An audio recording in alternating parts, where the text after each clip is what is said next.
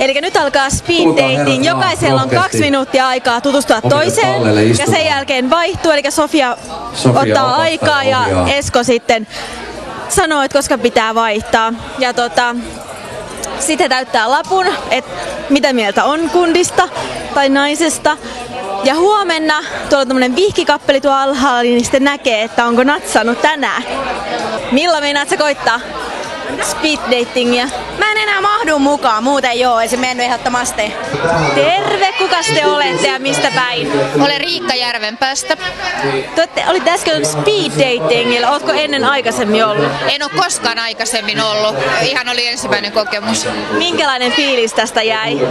Aika jännä, itse asiassa tosi mielenkiintoista, tykkäsin. Okei, no minkälaisia arvosanoja te olette antanut? Mä en oikeastaan ehtinyt vielä tehdä niitä arviointeja, että keskityin noihin ihmisiin ja keskusteluihin tässä aika paljon. Että täytyy tehdä tuosta vielä yhteenveto, mutta tosi kivoja tyyppejä. Okei, minkälaisia keskusteluja, kun se on kuitenkin 2 minsaa vaan aikaa, niin minkälaisia keskusteluja siinä oli? No mä teen työssäni aika paljon haastatteluita, että mä oon tottunut semmoiseen tykittämiseen, että mä luulen, että mä oon aika hyvä näissä, että mä sain mielestäni aika paljon irti näistä ihmisistä. Oletteko ihan tänään tosi mielellä liikenteessä? Olen. Mä oon ollut 6 vuotta sinkkuna, mutta tosi mielellä liikenteessä kyllä. Oletko ikinä käynyt sokkotreffeillä? Itse asiassa olen kyllä niilläkin. Kaikkea on kokeiltu. No joo, ehkä niistä sokkotreffeistä ei nyt ole niin kauhean mairitteleva hyviä kokemuksia. Täällä on hirveä mölinä, mutta mä en tiedä kuuluuko se sinne ollenkaan, mutta mennään kattoon. Kierretään vähän, mitä täällä tapahtuu.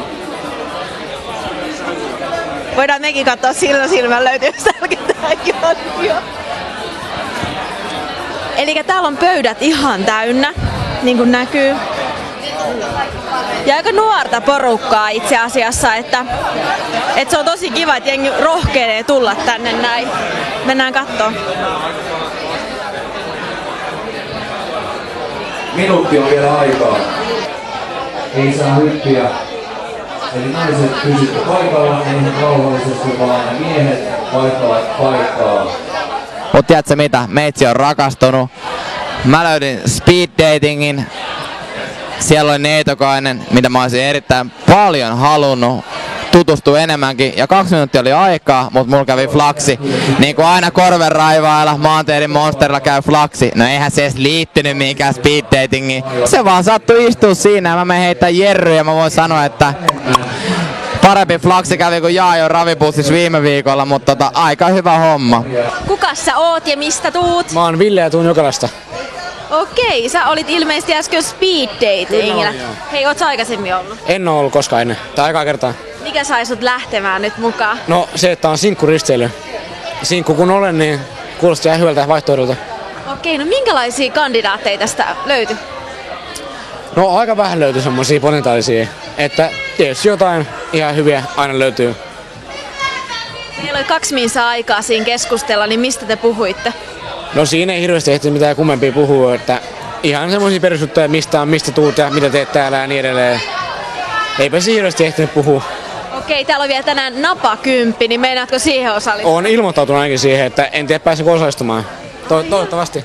Sehän olisi ihan mielenkiintoista. On. Mut hei, sä oot sinkku, niin minkälaista naista sä etsit? No, mulle kelpaa mikä vaan, että yhden illan tai vakampi suhde, että kaikki käy.